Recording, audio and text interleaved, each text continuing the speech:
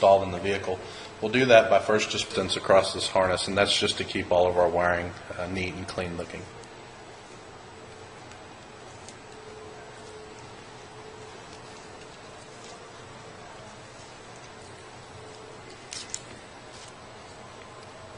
And this is what your starter disable relay should look like before we install it in the vehicle.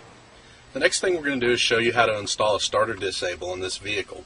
First thing we're going to need to do is use a 10mm socket and remove this bolster that's below the steering column housing.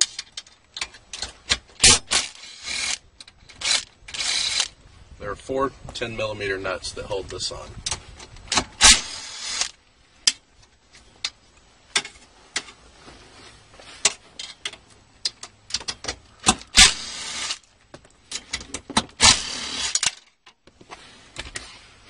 And the bolster simply just slides off after that.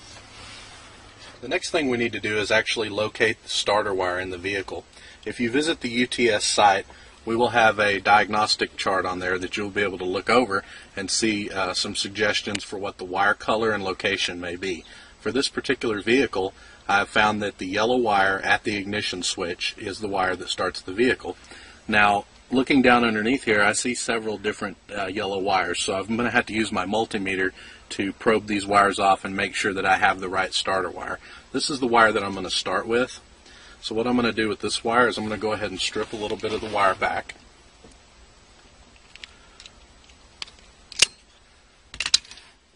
And I'm going to attach my multimeter to it. I'm going to put the positive lead on this wire, and I'm going to ground the ground lead.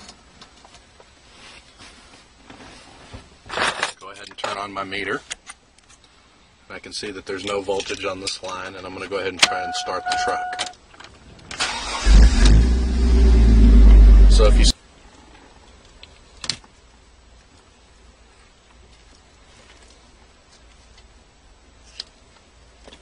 The next thing I want to do is locate my power and ground wire. In an OBD2 plug, the bottom right hand corner, now if you're looking at this plug, you see that the top part is wider than the bottom part. If you're looking at the plug exactly in this angle, the bottom right hand side is always power. If I turn the plug over, I see that that pin is an orange pin, so I'm going to go ahead and pull that wire out. The next thing I want to do is look for my ground wire. Directly above where my power wire goes in is an empty slot. Some cars it may be empty, some cars it may not. But at either rate, you're going to go above where the power wire was, and you're going to go over 4 slots. So 1, 2, 3, 4. The 4th slot will always be your ground. If I flip the unit over,